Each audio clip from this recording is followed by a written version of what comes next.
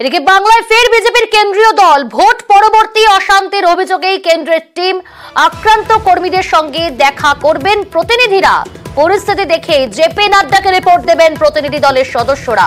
প্রতিনিধি দলে কারা কারা রয়েছেন বিপ্লব দেব, রবিশঙ্কর প্রসাদ, ব্রিজলাল। দলে থাকছেন সাংসদ কবিতা পতিদারও। দমদম বিমানবন্দরে নেমে সরাসরি মহেশ্বরী ভবনে যাবে দল। প্রথমে ডায়মন্ড হারবার আমতলা হয়ে জয়নগর বাসন্তীতে পৌঁছবে বিজেপির প্রতিনিধি দল। এরপর সন্দেশখালী যাবে বিজেপির কেন্দ্রীয় দলের সদস্যরা।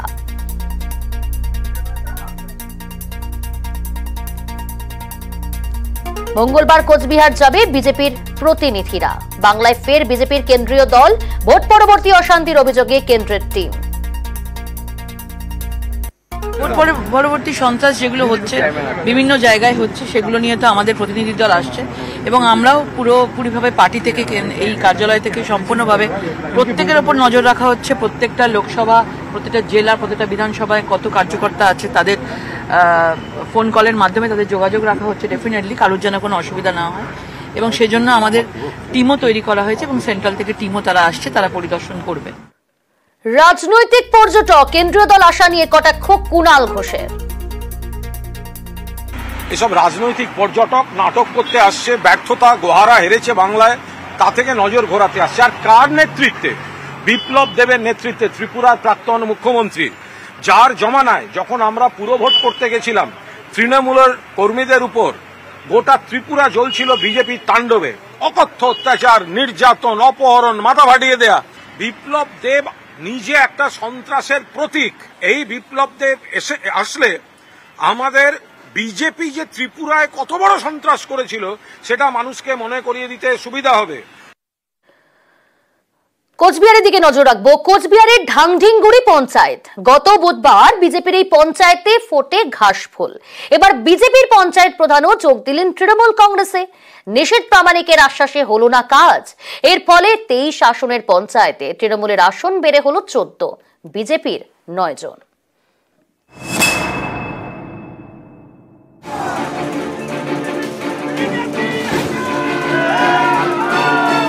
কোচবিহার লোকসভা কেন্দ্র, এই আসনটি এবার বিজেপির থেকে ছিনিয়ে নিয়েছে তৃণমূল। তারপর থেকেই নিশীথ প্রামাণিকের জেলায় একের পর এক পদ্মের পঞ্চায়েতে ঘাসফুল ফুটছে।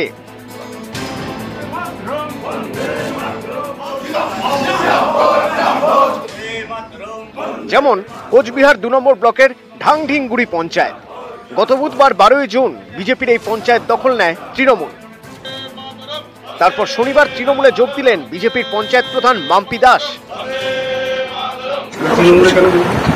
বললাম না, জনগণের উন্নয়নের সাথে এতদিন উন্নয়ন করতে পারছিলেন না? হ্যাঁ, অসুবিধা হচ্ছিল। 23 আসনের ঢাংঢিংগুড়ি গ্রাম পঞ্চায়েতে বিজেপির সদস্য ছিলেন 14 জন, তৃণমূল 9। গত বুধবার বিজেপির 4 পঞ্চায়েত সদস্য তৃণমূলে যোগ দেন। শনিবার বিজেপির পঞ্চায়েত প্রধানও যোগ দেন তৃণমূলে। এর ফলে তৃণমূলের সদস্য সংখ্যা বেড়ে হলো 14, বিজেপির কমে হলো 9। গত বুধবার বিজেপি সদস্যরা তৃণমূলে যোগ দেন। বৃহস্পতিবার ঢাংঢিংগুড়ি পঞ্চায়েতে যান নিশীথ প্রামাণিক। তখন কথা বলেন বিজেপির পঞ্চায়েত প্রধান মাম্পি দাসের সঙ্গে, পাশে থাকার আশ্বাস দেন। বৃহস্পতিবারের পর শনিবার বিজেপির মাম্পি দাস যোগ দিলেন তৃণমূলে।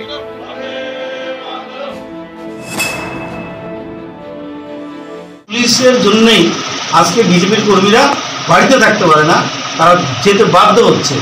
কিন্তু এটা কয়েকদিন চলবে, জোর জুলুম পুলিশ দিয়ে আর জোর করে যোগদান করানো, আর সেটা বেশি দিন চলবে। মানুষই তো শেষ কথা বলে রাজনীতিতে। মানুষ চাইছেন যে মাম্পি দাস আমাদের দলের প্রধান হিসেবে কাজ করবে। যিনি প্রধান আছেন তারাও দল করেন, তারা দেখে যে মানুষের রায়টা কোন দিকে আছে, সেই হিসেবেই সেই চিন্তা ভাবনা করতে সেটা সিদ্ধান্ত নিয়েছে। ঢাংঢিংগুড়ি ছাড়াও এর আগে ভেটাগুড়ি 1 এবং 2 পঞ্চায়েতের দখল নেয় তৃণমূল। একে একে মাতালহাট, বলরামপুর 2, পাড়াডুবি গ্রাম পঞ্চায়েত পদ্মের থেকে ছিনিয়ে নিয়েছে ঘাসফুল। কোচবিহার থেকে শুভঙ্কর সাহা, নিউজ 18 বাংলা।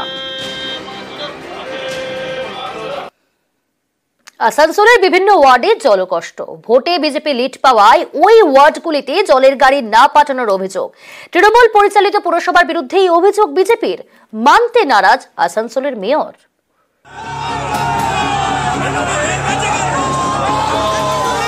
ওয়ার্ড থেকে লিড পেয়েছে বিজেপি, প্রতিশোধে বন্ধ পুরো পরিষেবা, এতেই জলকষ্টে স্থানীয়রা। এই অভিযোগে আসানসোলে তরজা তুঙ্গে। বিজেপি লিড পেয়েছে বলে তাদের জল ট্যাঙ্কারের জলও বন্ধ করে দেওয়া হবে কেন? এই বিচারিতা কেন?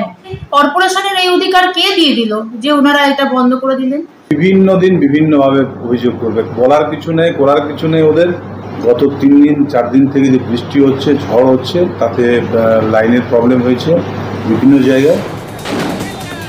24-এর ভোটে আসানসোল লোকসভা কেন্দ্রে জয়ী হয়েছেন তৃণমূলের শত্রুঘ্ন সিনহা, কিন্তু আসানসোল পুরসভার বেশিরভাগ ওয়ার্ডেই পিছিয়ে তৃণমূল। আসানসোল পুরসভায় 106টি ওয়ার্ড, এর মধ্যে 73টি ওয়ার্ডেই এবারের ভোটে তৃণমূল পিছিয়ে। বিজেপির দাবি, ফল বেরোনোর পর থেকেই ওই ওয়ার্ডগুলিতে পুরো পরিষেবায় ব্যাঘাত ঘটছে। পাইপলাইনের কাজ শেষ না হওয়া পর্যন্ত জলের গাড়ি পাঠানোর কথা তৃণমূল পরিচালিত পুরসভার, কিন্তু ভোটের ফল বেরোনোর পর থেকে জলের গাড়ি ঠিকমতো আসছে না। এর জেরে জলকষ্টে ভুগছেন 66 নম্বর, 103 নম্বর সহ একাধিক ওয়ার্ডের বাসিন্দারা। ইতিমধ্যেই 66 নম্বর ওয়ার্ডের দামাগড়িয়া এলাকায় পানীয় জলের দাবিতে পথ অবরোধ করেন স্থানীয়রা। জল নাই, আমরা খাবো কি, রাঁধবো কিসে? কান তো দূরের কথা, খাওয়া দাওয়া তো তাই 10-12 দিন থেকে জল আসে না। এই পাড়া রোডে তো 1 ফোঁটা জল নাই, আর জল যদি না পড়ে কালকে ঘুরে রোড জ্যাম হবে। বিজেপি লিড পেয়েছে বলে তাদের জল ট্যাঙ্কারের জলও বন্ধ করে দেওয়া হবে কেন? এই বিচারিতা কেন? কর্পোরেশনের এই অধিকার কে দিয়ে দিল যে ওনারা এটা বন্ধ করে দিলেন? যদি এটা ওনারা বন্ধ করে থাকেন, কাল থেকে যদি জল না চালু হয়ে থাকে, তাহলে আগামী দিনে আমরা আন্দোলনে নামতে বাধ্য হব। রাজনৈতিক উদ্দেশ্য হলে তো আমাদের সাউথও করতে হতো। বিভিন্ন দিন বিভিন্নভাবে অভিযোগ করবে, বলার কিছু নেই, করার কিছু নেই ওদের।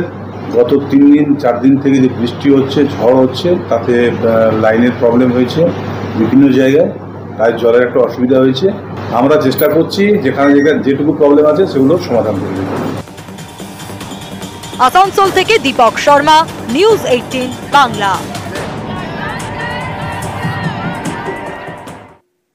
বেলঘড়িয়ায় বেপরোয়া শুটআউট, ফিল্মি কায়দায় বাইকে করে এসে ব্যবসার গাড়ি লক্ষ্য করে এলো পাথারিগুলি, তারপর বাইকে চেপে চম্পট 2 দুষ্কৃতীর, তদন্তে পুলিশ।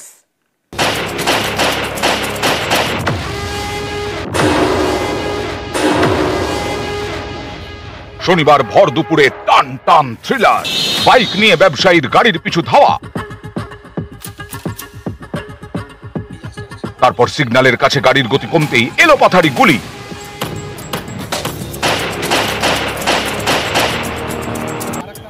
বেলঘড়িয়ায় বেপরোয়া শুটআউট, পুরসভা থানা থেকে ঢিলছোড়া দূরত্বে ব্যবসায়ীর গাড়ি টার্গেট করে পর পর গুলি।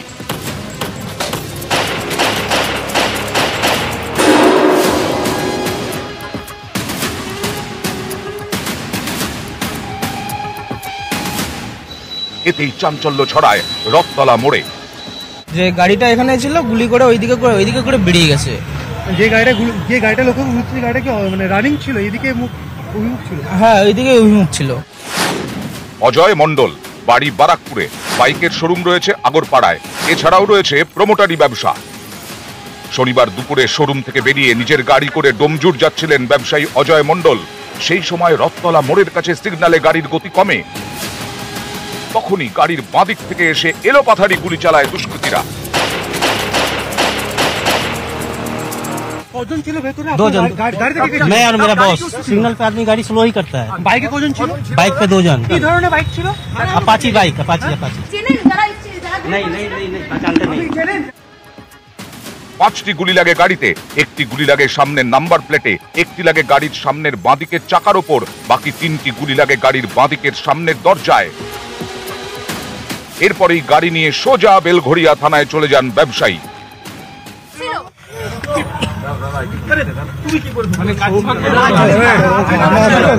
শোরুম থেকে বেরিয়ে ডোমজুরের দিকে যাচ্ছিলাম, এখানে এলোপাতারি আমার গাড়ির উপরে গুলি করা হয়। আমি তো কাউকে চিনতে পারিনি বা আমি চিনিও না কাউকে। যেটা স্টেটমেন্ট আছে সেই স্টেটমেন্ট মোতাবেক এক বাইকে 2 জন হঠাৎ করে ওনার গাড়িয়ে বাঁদিকে যেটা আছে আসে, এন্ড তখন গুলি করে, यानी 5টি বুলেট মার্কস পেয়েছি। সেটা দিয়ে এটা ডেফিনেটলি শিওর কি 5টি বুলেট ফায়ার করা হয়েছে। নিউজ 18 বাংলা।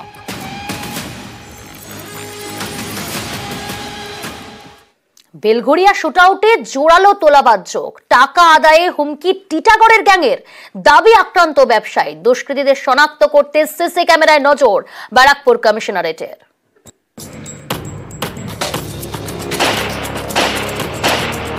দিনে দুপুরে তাঁর গাড়ি লক্ষ্য করেই গুলি চালায় দুষ্কৃতীরা। এরপর পুলিশের কাছে অভিযোগ জানাতে গিয়ে ব্যবসায়ীর চোখে জল।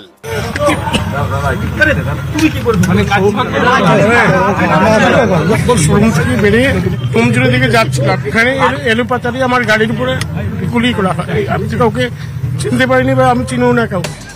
ব্যবসায়ী অজয় মণ্ডলের চোখে মুখে ভয়। ব্যবসায়ী অজয় মণ্ডলকে কি প্রাণে মারার জন্য গুলি চালানো হয়েছিল নাকি ভয় দেখানোর জন্য? কারণ ইতিমধ্যেই তিনি যে দাবি করেছেন আমাদের ক্যামেরার সামনে যে তাকে বেশ কিছুদিন আগে টাকা চেয়ে তার কাছে র্যানসাম কল এসেছিল। অজয় মণ্ডলের দাবি, বেশ কিছুদিন আগে তার কাছে টাকা চেয়ে হুমকি ফোন আসে। টিটাগড়ের দুষ্কৃতীদের বিরুদ্ধে হুমকির অভিযোগ।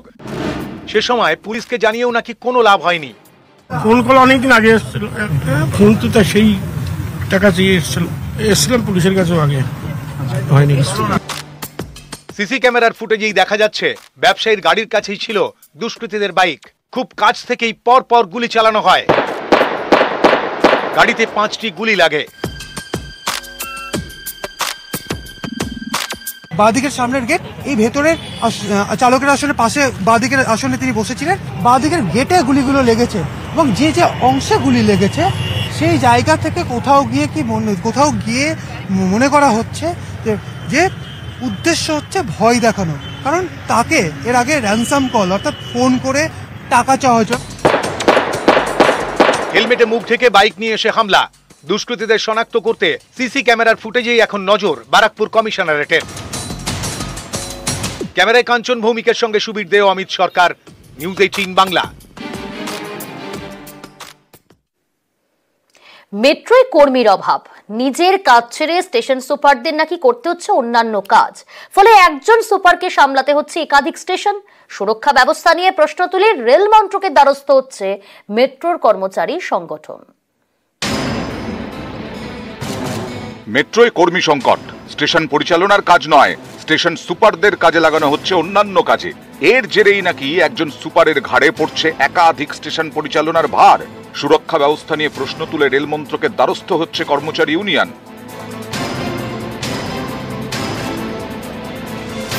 ক্রমে ডানা মেলছে কলকাতা মেট্রো। এখন মেট্রো চলে দক্ষিণেশ্বর কবি সুভাষ, হাওড়া ময়দান থেকে এসপ্ল্যানেড, শিয়ালদা থেকে সেক্টর 5, রুবি, কবি সুভাষ এবং জোকা থেকে মাঝেরহাট রুটে। সব মিলিয়ে 46টি মেট্রো স্টেশন। এই 46টি স্টেশনে 46 জন স্টেশন সুপার থাকার কথা, কিন্তু এখন 46টি স্টেশন দেখভালের দায়িত্বে আছেন 27 জন স্টেশন সুপার। ফলে একজন স্টেশন সুপারের দায়িত্বে পড়ছে একাধিক মেট্রো স্টেশন। বাকি স্টেশন সুপারদের অন্যান্য কাজে লাগানো হচ্ছে বলে অভিযোগ। নতুন এই ব্যবস্থার প্রতিবাদে রেল মন্ত্রকের দ্বারস্থ হতে চলেছে কর্মচারী ইউনিয়ন। তাদের দাবি, দূরের স্টেশনে কোনো গন্ডগোল হলে একজন সুপারের পক্ষে সেখানে দ্রুত পৌঁছে পরিস্থিতি সামলানো কঠিন। এভাবে চলতে থাকলে প্রভাবিত হতে পারে দৈনন্দিন পরিষেবাও। প্রচুর শূন্য পদ পড়ে রয়েছে, অথচ সেই শূন্য পদে কিন্তু কোন রকম পূরণ করা হচ্ছে না। আমাদের যে এসএস কম আছে তা নয়, আমাদের এসএস বেশি আছে, কিন্তু তাদেরকে দিয়ে আপনি অন্য কাজ করাচ্ছেন বলে আপনার এই অবস্থা হচ্ছে। একটা এসএস কে যে দুটো স্টেশনের দায়িত্ব দিচ্ছেন, তাহলে তার কাছে ভার্চুয়ালি বা দেখার কোনো জায়গা থাকছে না, সে ব্যবস্থাও নেই। অর্থাৎ আপনি একটা স্টেশন থেকে আরেকটা স্টেশন দেখবেন কি করে? আমরা এই নিয়ে মেট্রো রেল কর্তৃপক্ষের কাছে অনেক দরবার করেছি, কিন্তু তারা কোন রকম কর্ণপাত করতে রাজি নয়।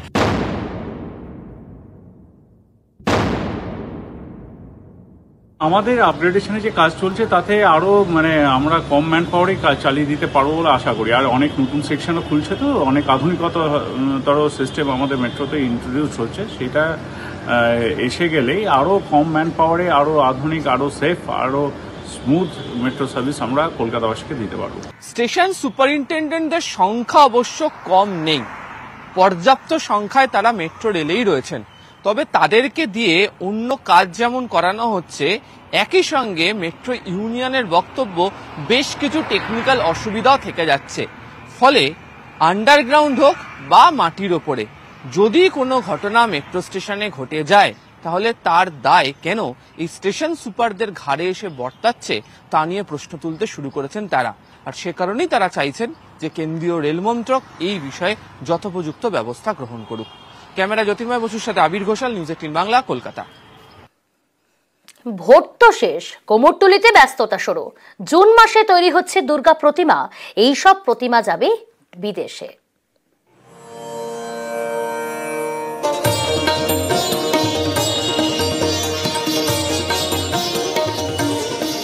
কলকাতার কৈলাস কুমারটুলি, এখান থেকে রওনা দেয় দুর্গা।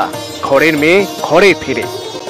এবছর অক্টোবরে পুজো, কিন্তু এই জুন মাসে কুমারটুলিতে চরম ব্যস্ততা। তৈরি হচ্ছে প্রতিমা, যাবে বিদেশে।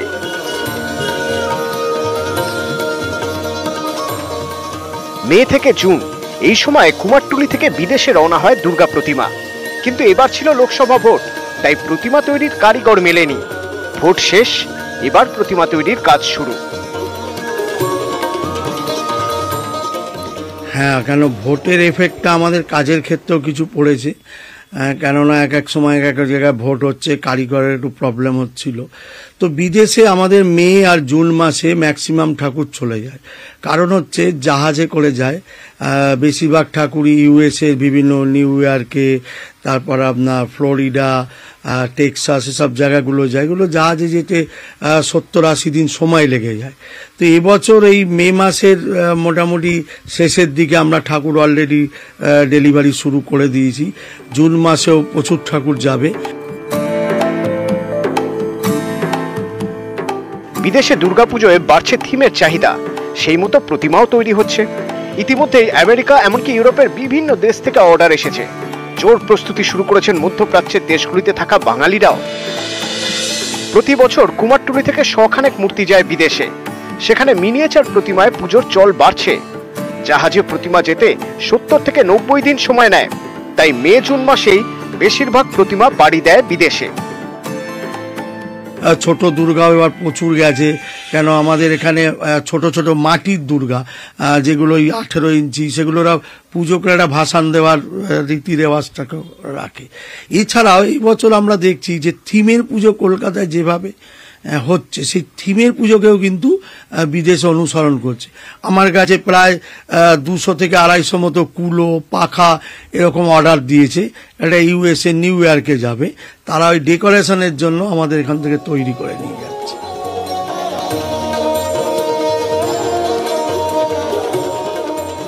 ভোট পুজো যখন বাংলায় শেষ হলো, তখন বাংলা থেকেই দুর্গাপুজোর শুরু বিদেশের জন্য। ক্যামেরা রাজীবের সঙ্গে বিশ্বজিৎ, নিউজ 18 বাংলা।